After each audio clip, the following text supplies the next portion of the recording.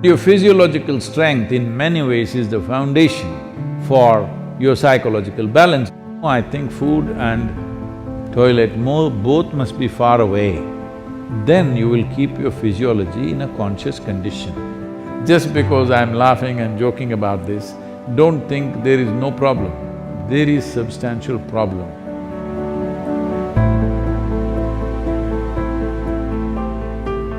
Sadhguru, during the lockdown, we have gained a lot of weight from overeating and no physical activity. Can you offer us some simple weight loss tips, please? I was in Chennai a few years ago and I was talking to some of the business community in Chennai.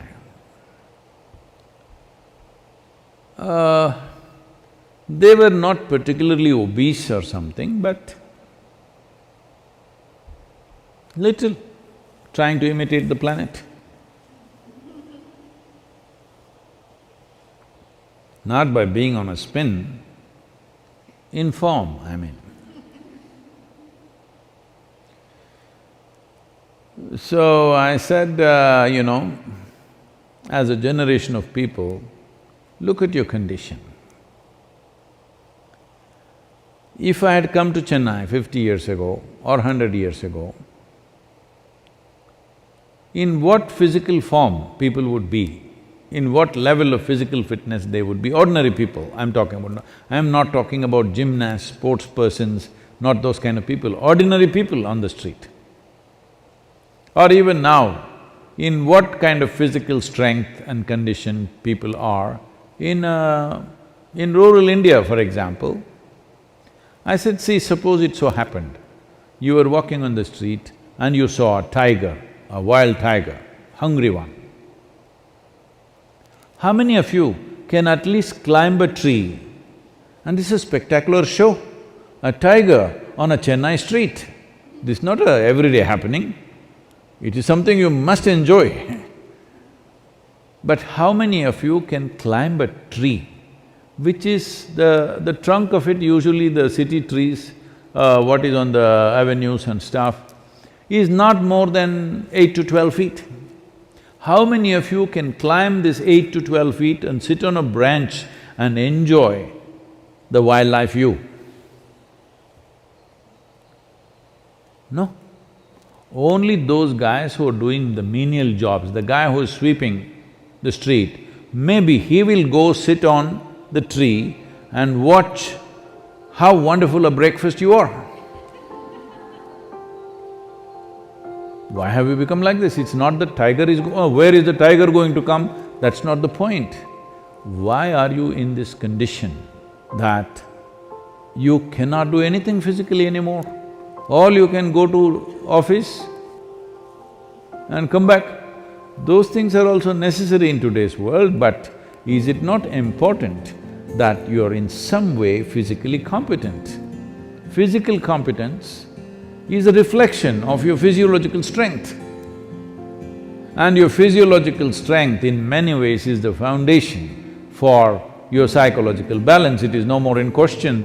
Your physiological strength is the foundation for your psychological balance in many ways. We've always been saying this, the yogic sciences, but people have been laughing at it because everything is keyhole. People say brain is a separate study.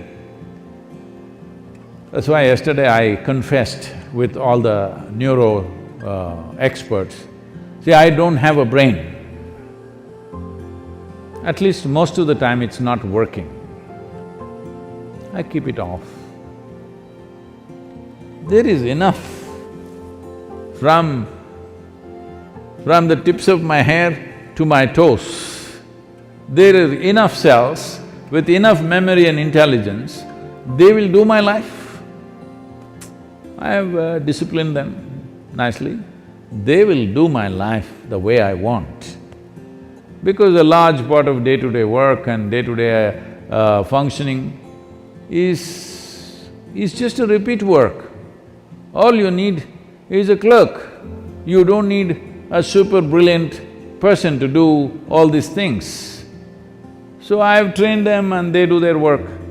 I don't have to think how to eat, how to sit, how to stand, how to breathe, nonsense. It just happens by itself because a very stable and effervescent physiological condition is very, very important to have a certain level of psychological freedom. Otherwise, every little thing you do, you have to think.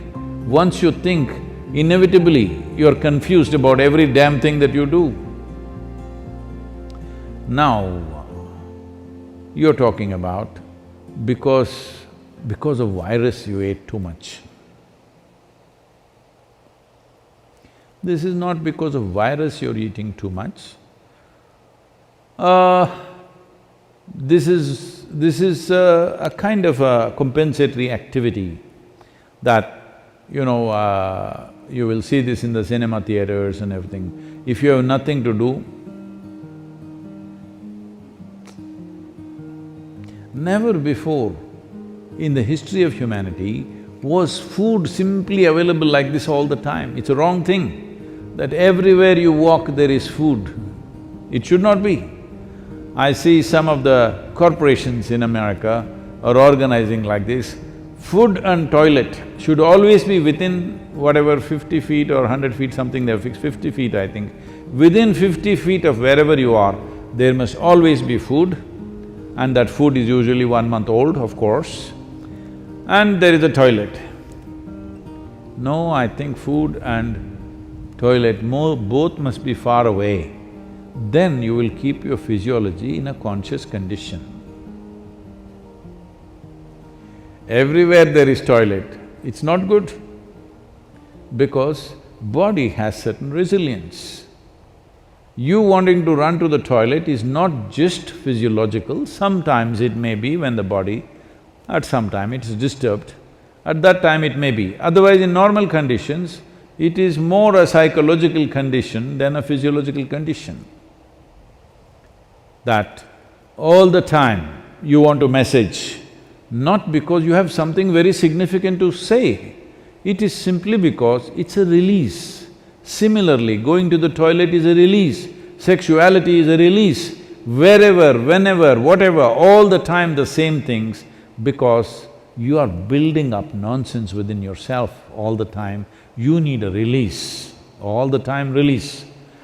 These things are being openly talked about as part of psychiatry, that you must find release. Why are you pent up? I think in one of the interviews, some journalist was asking me, Sadhguru, what do you do to unwind yourself? I said, what? Why will I wind myself up, first of all? I don't wind myself up and then want to unwind somewhere. What are you? Are you a grandfather clock or something? You wind yourself up. Even the watch doesn't need any winding anymore, it runs by itself. Why are you winding yourself up? This is simply because you understand life as an accumulation. Yes, body is an accumulation, mind is an accumulation, but life is not an accumulation, it's a phenomena that's happening. If you have not tasted that phenomena, you know only accumulations, you always think the safety is in accumulation, whether it's wealth, money, this, that, and body. But at least your money you can keep it in the bank, though it may be heavy in your mind. But if you accumulate too much body, you have to carry it around every moment of your life. And in the world today,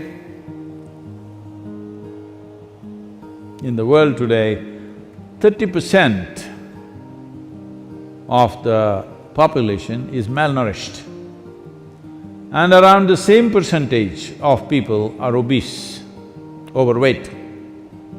See, you can fix it. The world's problems of malnourishment, you can fix it. So, this practice is there in the Isha Yoga Center.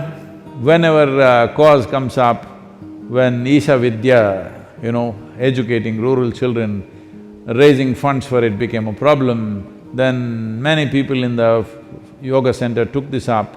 on Wednesday evenings I won't have dinner and let that money go to the children. I think you must find 7 causes like this. I can give you 7. Monday for Rally for Rivers, Tuesday for Kaveri Calling, Wednesday for Isha Vidya, Thursday is called Guruvar, this is for your Sadguru. Friday for Devi, because that's her day. Saturday, you have your dinner, I'm reducing 1 day. Sunday, for Jnanalinga. Like this, you find 7 or at least 6 causes where 6 dinners you give away. Morning you eat, all right? 10 o'clock in the morning you eat well and again eat 10 o'clock tomorrow morning. And also, because you need to keep social distancing, drive out of the town and walk back. Get into your bus, buy a ticket for 10 kilometers away and just walk back. Best you go without your phone and your wallet, so that you have to walk back. Do something, come on. Already there is one problem, you want to multiply your problems, huh? You want to increase the size of your problem? Don't do that. There's enough problem already. I'm telling you there's substantial problem. Just because I'm laughing and joking about this, don't think there is no problem. There is substantial problem. Don't fool yourself, because if your body and your mind is in a certain condition, you can easily fool yourself. This happened. Shankaran Pillai was running a garment shop here in United States. And a lady came to buy some kind of a pullover.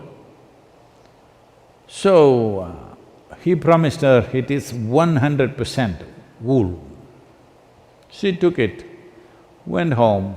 The next day she came back and she said, "You said it's 100% wool, but here the label says it is made in Bangladesh and it's 100% cotton." He said, "Ma'am, don't you be fooled by this. The label is only to fool the moths."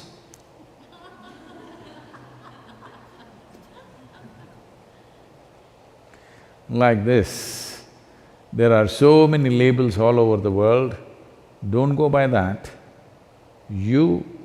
This is a simple experiment you must do, all of you who are sitting now on the floor, when you get up, you must use only 2 limbs to stand up. All of you, in your life you must keep this up however old you are.